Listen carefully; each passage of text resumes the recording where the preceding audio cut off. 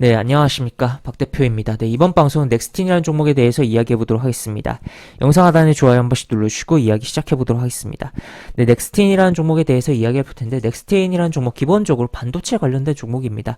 반도체 관련된 종목이고, 일단 현재 3일 연속 장이 마감된 상황은 아닙니다만 3일 연속 양봉이 나오고 있다라는 거 체크를 해보겠고, 이 양봉의 배경에 대해서 알아보면서 이야기를 해보도록 하죠. 우선 넥스틴 APS 홀딩스의 자회사이면서 최근에 공급계약 공시를 내보냈습니다. 10월 28일 창신 메모리 쪽에 납품한다라는 공급계약 체결했다라는 내용인데, 웨이퍼 검사 장비에 대한 시스템에 대한 공급계약이다라고 표현을 해볼 수 있겠고, 종료일 12월 15일이다 라는 거.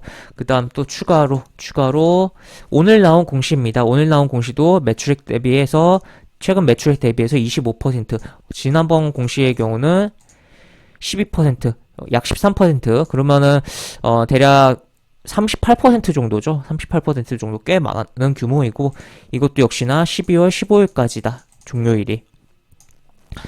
역시나 창신 쪽이다라는 거 체크를 해볼 수가 있겠는데, 이 넥스틴이 지금 이러한 중국향, 보시면 중국이죠. 중국 공급 지역이 중국향 이런 공급 계약의 배경에는 결국에 미국의 규제 여파에 대한 반사적인 수혜다라고 표현을 할 수가 있는데, 미국의 그런 반도체 장비 기업들이 자국의 규제로 인해서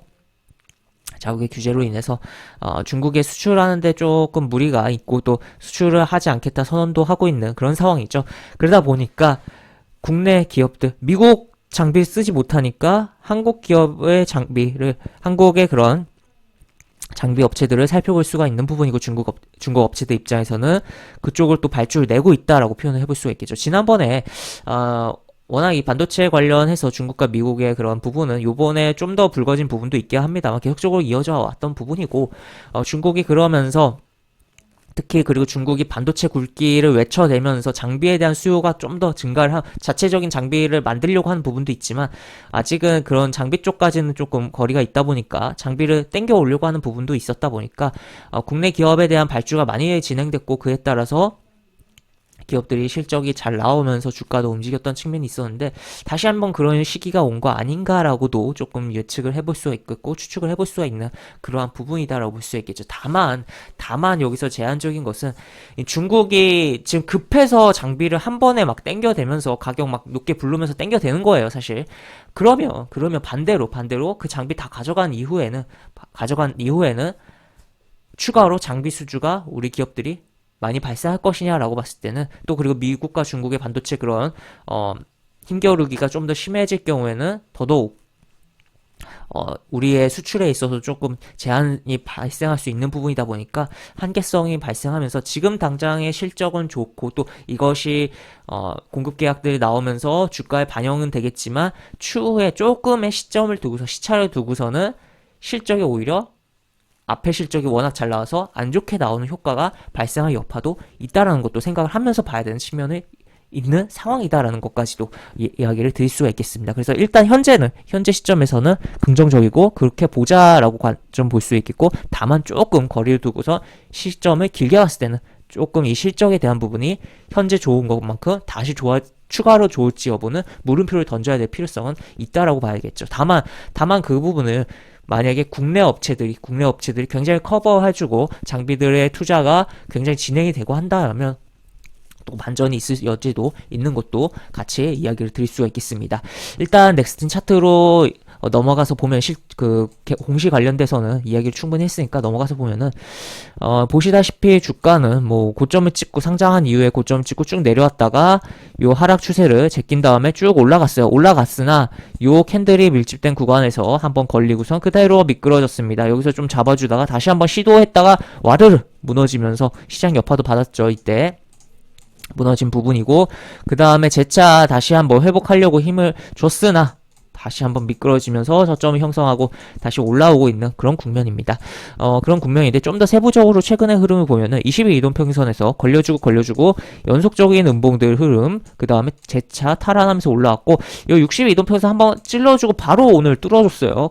그리고 심지어 거래량도 줄은 상태에서 그러면 하방에서의 그런 매수세가 분명히 있다라는 거. 그리고 어제 같은 경우 외국인이 꽤 매수가 들어오면서 전에 거래량이 요게 이제 20만 주 정도인데 외국인 순매수가 9만 주 넘게 들어오면서 사실 어제 거래 거의 절반을 외국인이 차지해주는 모습이었습니다. 그렇다면 이 외국인들이 어느 정도 그 계약 공시에 대해서 알고 들어왔거나 또 기대감 갖고 미리 들어왔을 가능성 생각을 해볼 수 있겠고, 또 추가적으로 오늘 흐름 이후에 주가 흐름에 있어서도 긍정적으로 보는 거 아니냐. 결국 외국인들 언제 팔지 여부도 같이 좀 지켜봐야 되는 부분이다라고 볼 수 있겠죠. 지금 수급이 여기 10월부터 외국인들 쭉 들어오고 있는 상황이고, 어제 많이 들어온 거 체크를 해볼 수 있겠고, 이 산업적으로 봤을 때는 지금 전반적으로 대만 쪽에 그런 TSMC를 좀 매도하고 우리나라 삼성전자를 좀 매수하는 그런 부분도 있으며, 반도체 쪽은 또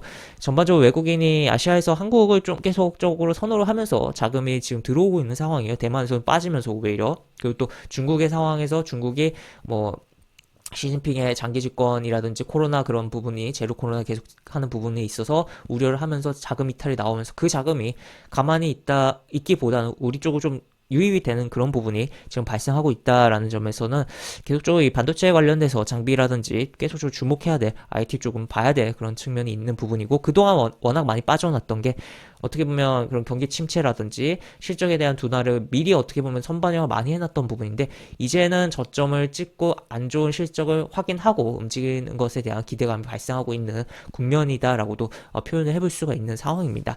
하여튼 너무 이제 반도체 관련 전반적인 이야기를 했다면, 다시 한번 이제 넥스틴으로 다시 넘어와서 보면은 차트적으로 보면은 일단 60일 이동평에서 뚫었으니까 여기서 어떻게 추가적으로 움직이는지, 이 120일 이동평에서까지 한 번에 다이렉트로 가주는지 아니면은 뭉개면서 이렇게 움직여주는지 여부를 봐야겠고, 추후에 여기를 뚫어놓고 안착한다면 좀 더 새로운 시세에 대한 부분을 기대해 볼 수 있고, 기대해보면서 뭐 6만원이라든지 또 추가로 요런 구간, 여기 개파락하면서 뚜두두 떨어진 요 초입 구간에 대해서도 우리가 조금 시계열 기계에서 봤을 때는 생각해 볼 필요성이 있다. 다만 그 시계열 기계에서 본 과정 속에서 아까도 계속적으로 이야기들이 중국이 너무 미리 땡겨와서 부분이 있기 때문에 실적이 요번에 계속 잘 나올 수 있겠지만 4분기까지도 잘 나올 수 있겠지만 실적이 다운되는 흐름, 그러니까 추가적으로 더 잘 나올지 여부는 조금 물음표를 던져봐야 되는 부분도 있다라는 것까지도 이야기를 드릴 수가 있겠습니다.